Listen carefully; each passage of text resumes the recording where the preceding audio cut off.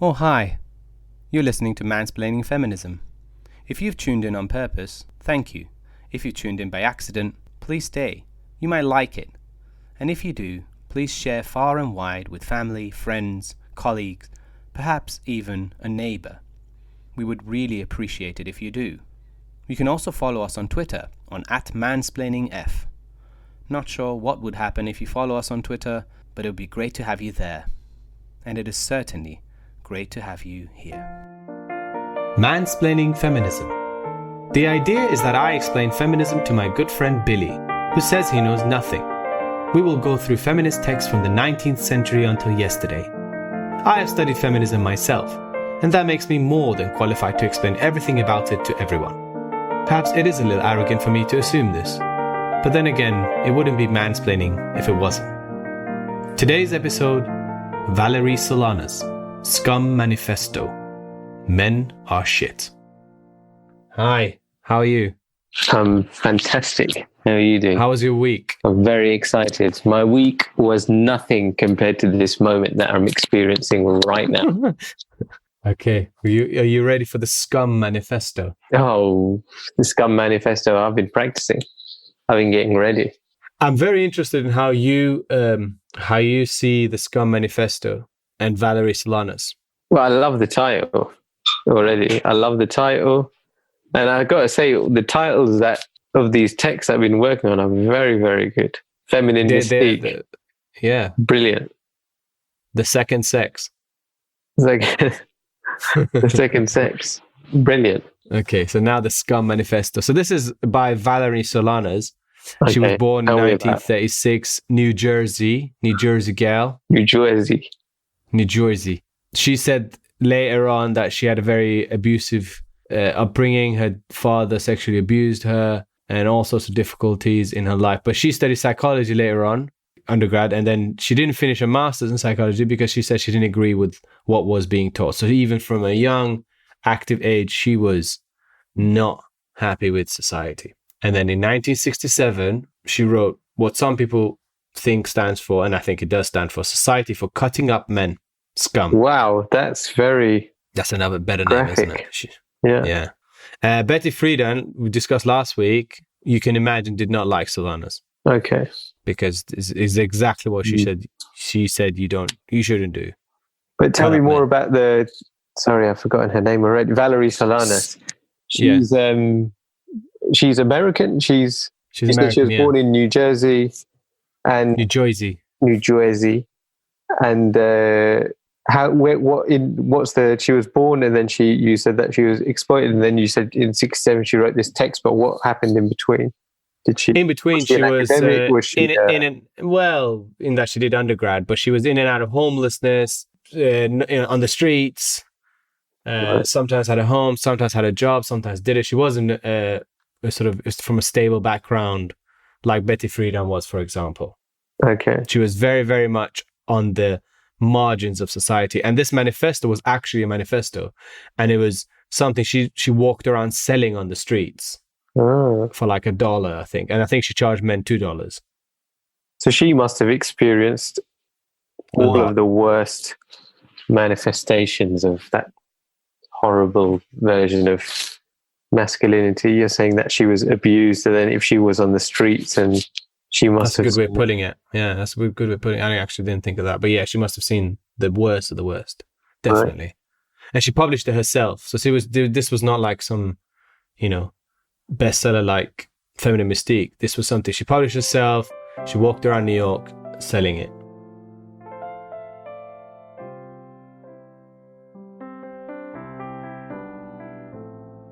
So in this manifesto, she calls, you can quote any sentence, to be honest. She calls men walking abortions. She calls them mistakes. She says basically the Y chromosome is essentially an incomplete X chromosome. So to be male from very biological standpoint is technically to be deficient.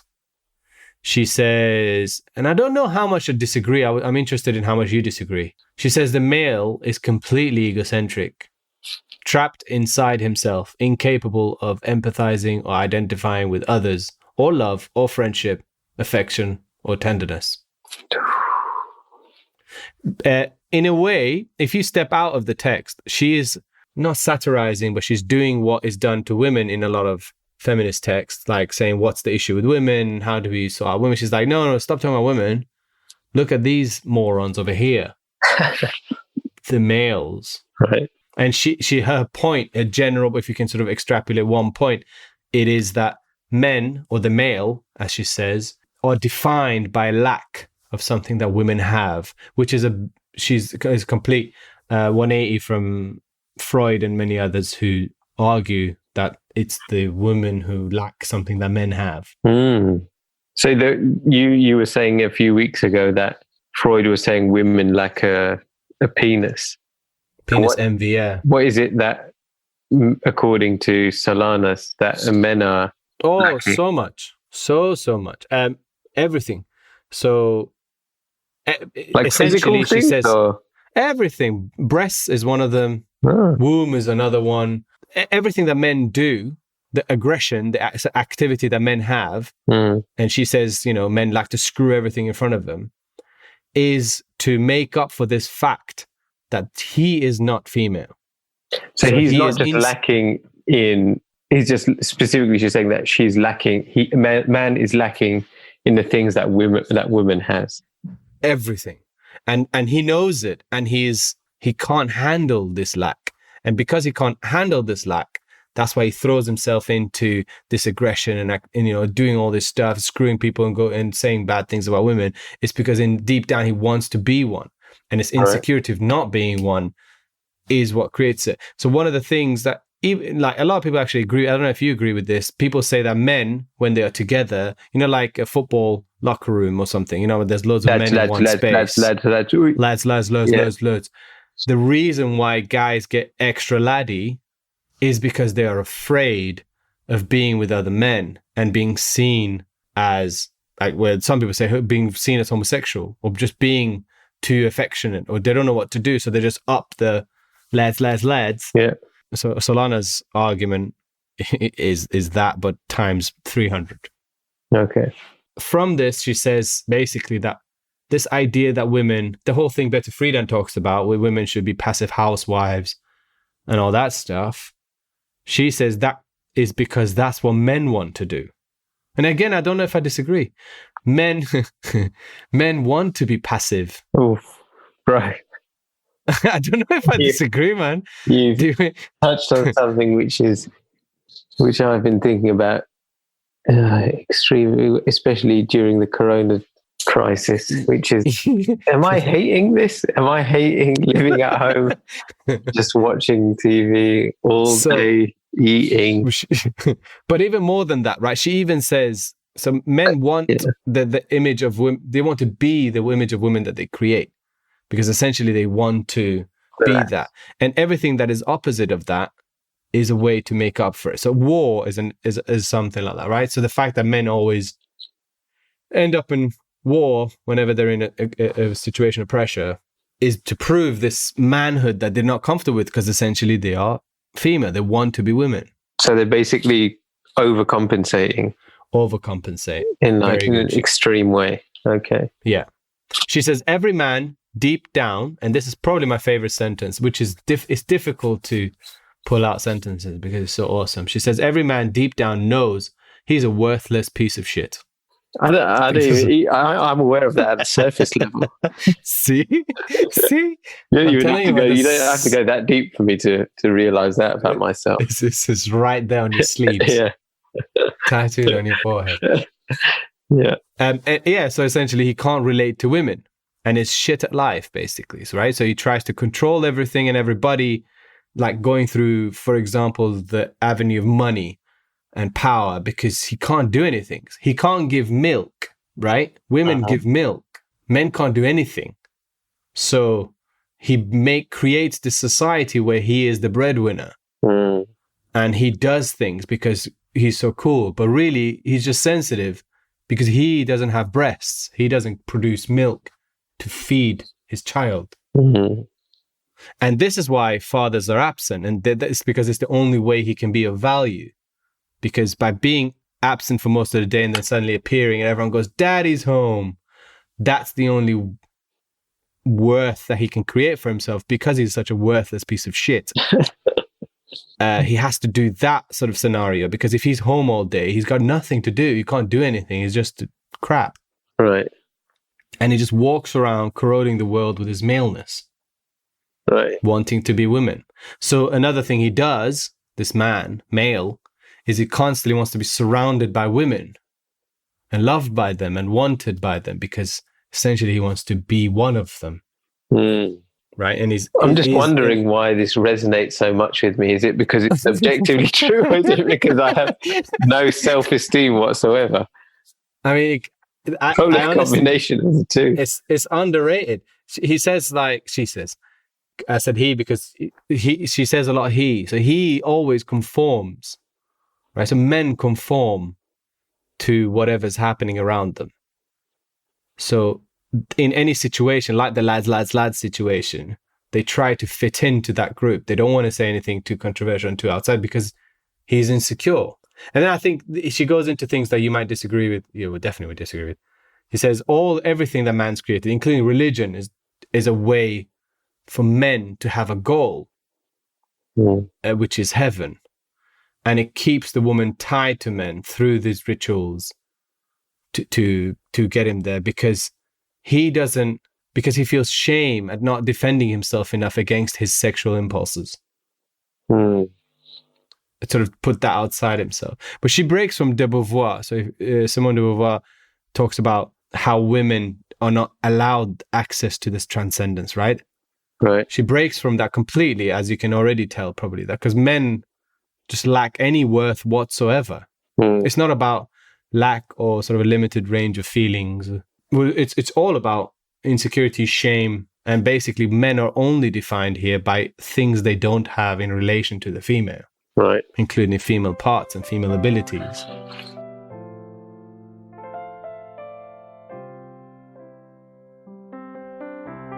So I guess the question is, to what extent is she, just to go back to what you were saying earlier, to what extent is this a genuine statement of her beliefs, or is this kind of a response to what Freud is saying, which is absurd in and of itself, this idea of like penis envy? And is she just kind of playing on that, parodying that, satiring that, and then putting it back into men's faces and saying, this is the way, this might sound extremely absurd to you, but this is literally the way that you've been speaking about us? I mean, it's both, because she did live her life in that way, that she sort of hated depending on men, and she hated, some say she hated men, and when she didn't hate men, she hated herself for not hating men.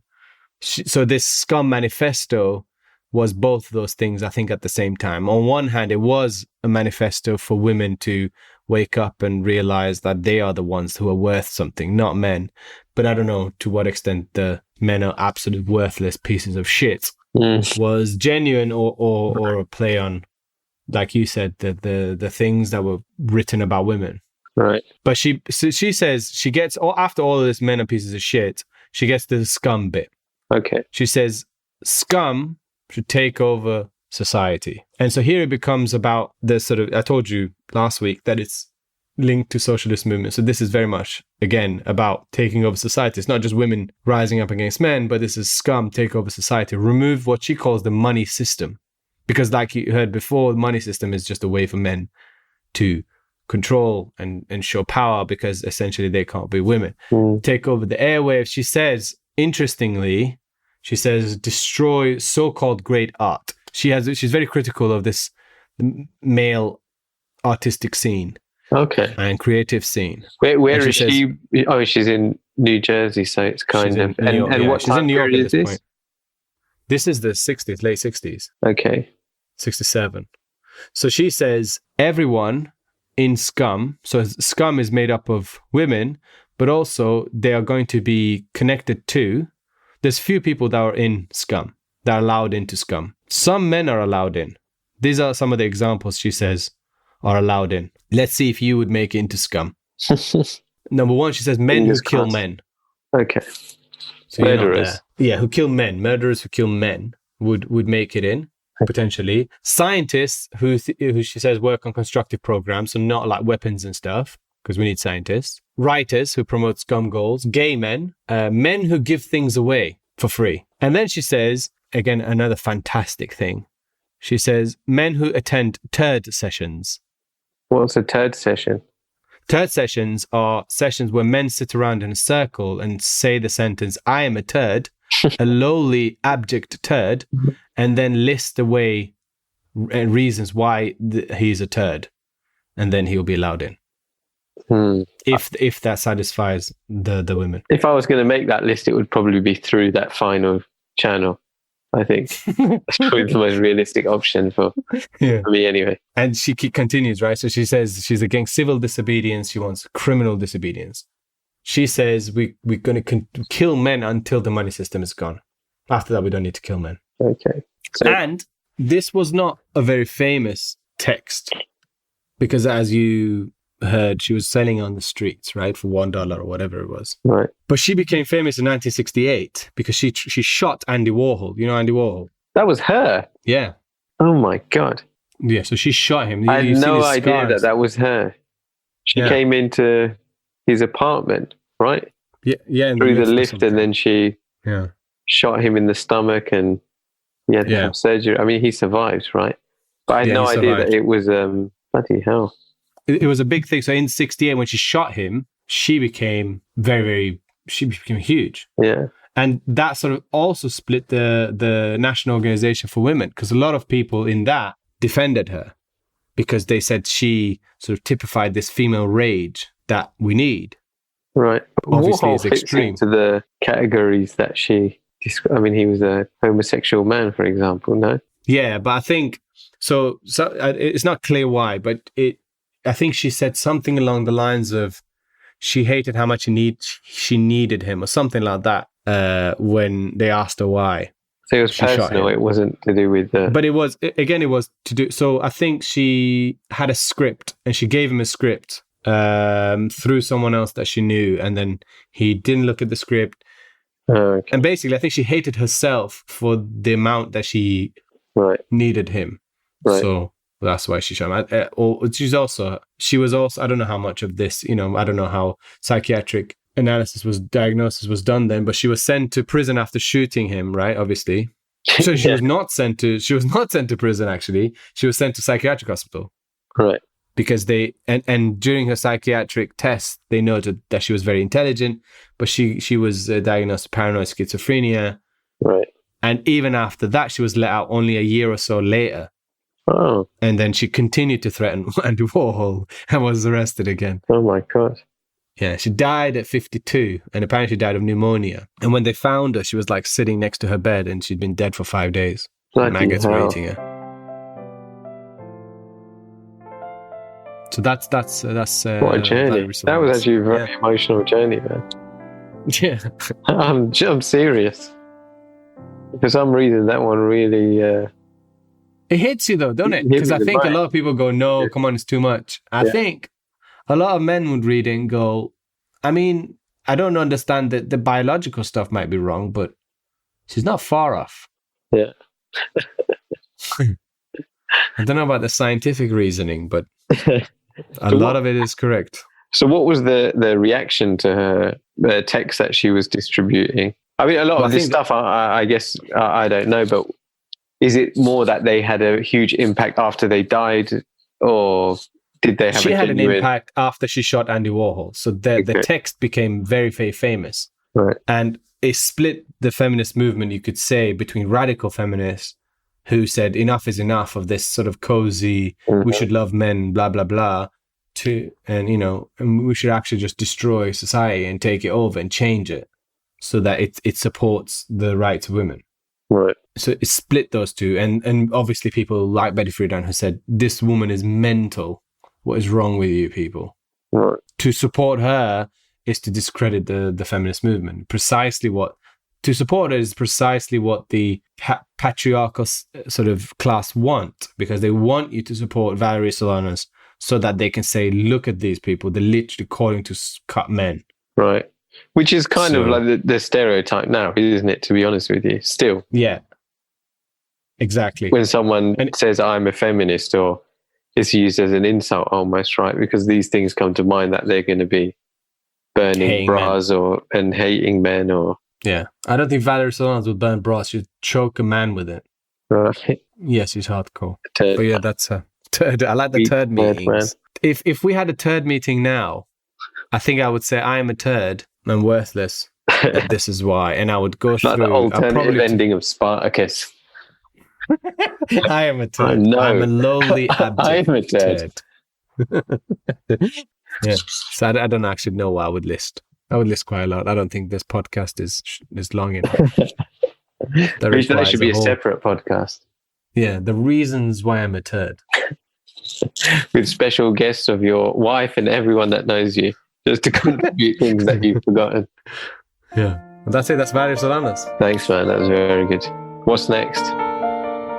Oh, Billy. Next is Marianne Weathers. Next is a woman who sort of was forgotten, but she talks. Her text is called "An Argument for Black Women's Liberation." Okay.